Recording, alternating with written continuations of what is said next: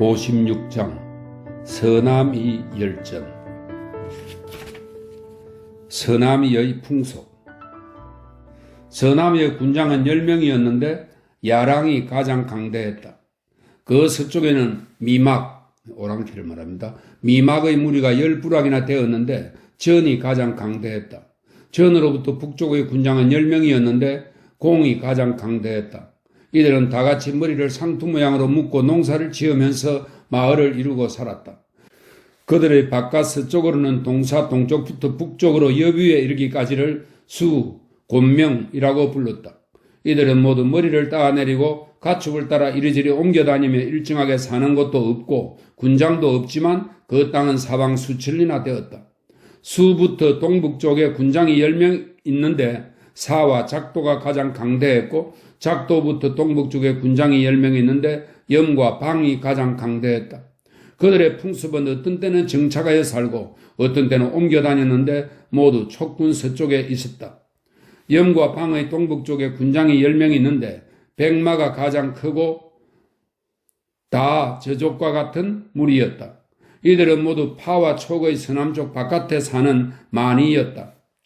처음 초나라 위왕 때 장군 장교로 하여금 군사를 이끌고 강수를 따라 올라가 파군과 금중군 서쪽을 공략하게 했다. 장교는 본래 초나라 장왕의 후예였다. 장교가 전지에 이르니 사방이 300리나 되고 그 일대는 평지로 기름지고 풍요로운 평야가 수천리에 걸쳐 있어서 장교는 무력으로 그곳을 평정한 뒤 초나라에 복속되도록 했다. 그는 돌아가 보고하려 했으나 마침 진나라가 초나라의 파군과 금중군으로 쳐들어와 빼앗는 바람에 길이 막혀 돌아갈 수 없었다. 그래서 장교는 그 부하들을 데리고 전지에서 왕이 되어 옷차림을 바꾸고 그곳 풍속을 따라 그들의 우두머리가 되었다. 진나라 때는 상아리 공양해와 5자 너비의 길을 개통시키고 이곳에 여러 나라의 관리를 두었다. 10여 년이 지난 뒤에 진나라가 멸망했다. 한나라가 일어서자 이 나라들을 모두 버려두고 예전처럼 총나라에 관세를 두어 경계로 삼았다. 그렇지만 파와 촉의 백성은 몰래 관세를 넘어 장사했는데 작의 말, 북의 노비, 모우를 가져왔기 때문에 파와 촉 지역의 생활이 부유해졌다. 서남이 공격 문제. 건원 6년에 대행 왕해가 동을을 공격하자 동을은 자신들의 왕령을 죽이고 보고했다. 왕해는 군대의 위세에 기대어 파양, 현령, 당몽을 나물로 보내 넌지시 귀순하도록 권했다. 이때 나물에서는 당몽에게 촉에서 생산되는 구장을 대접했다. 당몽이 그 구장을 어디서 구했는지 물으니 이렇게 말했다. 서북쪽의 장가강에서 가져왔습니다. 장가강은 너비가 몇 리나 되며 번홍의 성 밑으로 흐릅니다. 당몽이 장안으로 돌아와 총나라 장사치에게 물어보니 그 장사치가 대답했다. 촉에서만 구장이 나오는데 많은 사람이 몰래 야랑으로 가지고 나와서 팔아넘깁니다. 야랑은 장가강 부근에 있는데 강 너비는 100보가 넘어서 배로 건널 수 있습니다. 나물은 재물을 이용하여 야랑을 귀속시키고 서쪽으로 동사까지 이르고 있습니다. 그렇다고 하나 그들을 신하처럼 부릴 수는 없습니다. 그래서 당몽은 황상에게 글을 올려 말했다. 나물왕은 좌독으로 꾸민 술에 황옥을 타고 땅은 동수로 만연이나 되어 명분으로는 외신이라고는 하나 실제로는 한주의 군주입니다. 이제 장사와 예장의 군사를 동원하여 가려고 해보았자 물길이 끊어지는 곳이 많아 가기 어렵습니다. 그러나 신이 가만히 들어보니 야랑이 가지고 있는 정예병사가 10만여 명이나 된다고 하니 그들을 이끌고 배로 장가강을 내려가 생각하지 못했던 곳을 덮치면 이것이 나무를 통제할 수 있는 훌륭한 계책 중 하나가 될 것입니다. 만일 한나라의 강대함과 파와 촉의 풍요로움으로 야랑까지 가는 길을 연다면 관리를 두는 일은 아주 쉬울 것입니다. 황상은 이를 받아들였다.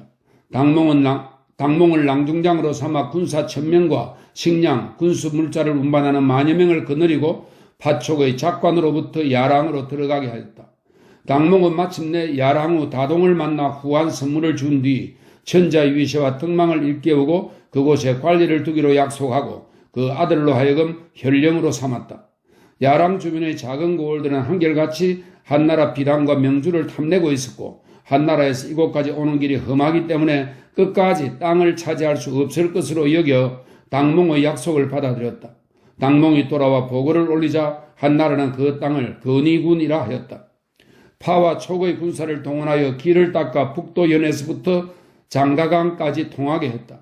이 무렵 촉군 사람 사마상녀도 서희의 공과 자계는 군을 둘만하다고 말했다. 그래서 천자는 사마상녀를 낭중잠으로 삼아 가서 조정의 뜻을 일깨우고 모든 것을 남이처럼 하여 도위 한 명과 10여 현을 두어 촉에 예속되게 했다. 바로 이때 파군과 촉군, 한중과 광은 등 네 군에서는 서남이로 가는 길을 열기 위해 국경을 지키면서 군량을 실어 보내고 있었다. 그러나 여러 해가 지나도 길은 개통되지 않았고 군사들은 지치고 굶주린데다 습기에 시달려 죽는 사람이 매우 많았다. 게다가 서남이들의 잦은 반란으로 군사를 일으켜 공격하였으나 소모만 더해갈 뿐 공을 세우지는 못했다. 황상은 이를 염려하여 공소농을 보내 살펴보고 물어보게 했는데 그는 돌아와 이익이 될 만한 것이 없다고 말했다. 공소농이 의사대부가 되었을 때 마침 한나라는 삭방군에 성을 쌓고 하수를 거점으로 하여 흉노를 몰아내려고 했으므로 공소농은 서남이를 공략하는 것은 해로우니 잠시 멈추고 흉노의 일에만 온 힘을 기울여야 한다고 주장했다. 황상은 서희 공략을 멈추고 남이와 야량 두 현에 도의 하나를 두고 건의군이 서서히 직접 보수하여 완성하게 했다. 화친정책과 그 성과. 원수 원년에 이르러 박망우 장건이 대하의 사신으로 갔다가 돌아와 보고하기를 대하에 있을 때 촉의 배와 공의 대나무 지팡이를 보고 어디서 들여온 것이냐고 물었더니 동남쪽에 있는 신독국, 지금의 인도와 파키스탄 일대로 건독 혹은 천축이라고도 합니다. 신독국에서 들여왔는데 그곳은 며칠이나 됩니다. 촉의 장사꾼이 시장에서 사온 것입니다라 했다고 말했다. 혹은 들으니 공의 서쪽 2천리쯤 되는 곳에 신독국이 있다고 말했다. 장건은 이어서 강력히 말하기를 대하는 한나라 서남쪽에서 중원을 흠모하고 있지만 흉노가 한나라로 통하는 길을 막고 있어 안타까워하고 있으니 만일 촉에서부터 신독국에 이르는 길을 개통하면 편리하고 가까워 이익이 있을 뿐 해는 없을 것이라고 했다. 그래서 천자는 왕년우, 백시창, 여월인 등을 사자로 삼아 가만히 서해의 서쪽으로 나가서 신독국을 찾아보게 했다. 그들이 전에 이르자 전왕 상강은 그들을 붙잡아 두었다. 서쪽으로 신독국으로 통하는 길을 찾아 나선 10여 명도 한 해 남짓 곤명에 갇혀 신독국으로 가는 자가 없었다. 전왕은 한나라 사자에게 말했다. 한나라와 우리나라 중 어느 쪽이 더 큰가? 야랑후도 이와 같이 물어보았다. 길이 통하지 않기 때문에 이들은 저마다 한주의 군주라고 여기고 한나라의 넓고 큼을 몰랐다. 사신들은 돌아와 저는 큰 나라로서 가까이 하여 귀속시킬 만한 가치가 있다고 강조했다. 천자는 그 말에 유의했다. 나물이 반란을 일으켰을 때 황상은 치의후에게 건의군에서 남이의 군사를 동원시키도록 했다. 그런데 저란의 군주는 자기 군대가 멀리 가면 주변 나라들이 노약자들을 잡아갈까봐 겁내어 자기 무리와 함께 반란을 일으켜 사자와 건의군 태수를 죽였다. 이에 한나라는 파와 촉의 죄인들 가운데 일찍이 나무를 공격한 일이 있는 자와 8 교인을 보내 나무를 쳐부수도록 했다. 그러나 한나라의 8 교인은 때마침 몰나라가 격파되었으므로 남쪽으로 내려가지 않고 군사를 이끌고 되돌아와 저란으로 가서 두란을 정벌했다. 두란은 항상 전으로 가는 길을 가로막던 나라이다. 두란을 평정하고 드디어 남이도 평정하여 장가군을 두었다. 야랑군은 처음에는 나물에 기대고 있었으나 나물이 멸망하고 마침 한나라 군사들이 돌아와 모반하는 자를 뵈니 야랑은 드디어 입조했다. 황상은 그를 야랑왕으로 삼았다. 나물이 멸망한 뒤 한나라가 저란과 공의 군주를 베어 죽이고 또 작후를 죽이자 염과 방은 모두 두려운 나머지 한나라 신하가 되기를 원하며 한나라 관리를 두어달라고 요청했다. 그래서 공도를 월수군, 작도를 침리군, 염과 방을 민상군, 광안서 쪽의 백마를 무도군으로 삼았다.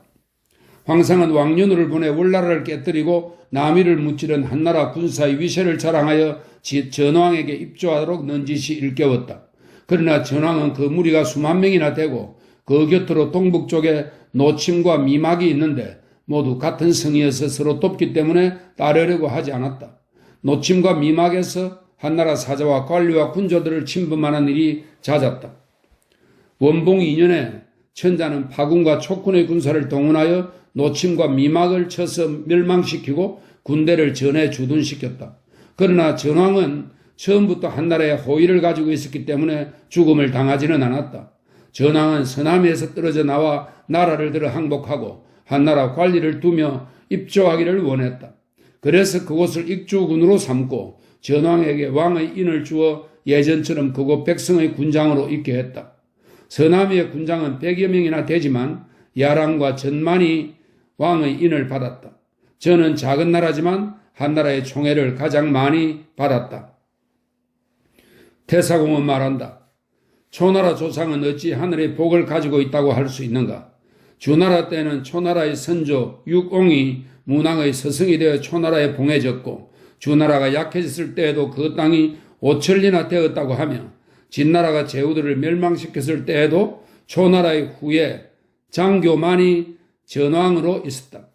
한나라가 서남위를 무찔러 많은 나라가 멸망했지만 전만이 다시 천자에게 총애를 받는 왕이 되었다. 그러나 남이 정벌의 발단은 변홍에서 구장을 본 데서 시작되었고 대하의 사건은 공연의 대나무 지팡이를 본 데서 비롯되었다. 서인은 뒤에 서쪽과 남쪽 둘로 갈라졌고 마침내 7군이 되었다.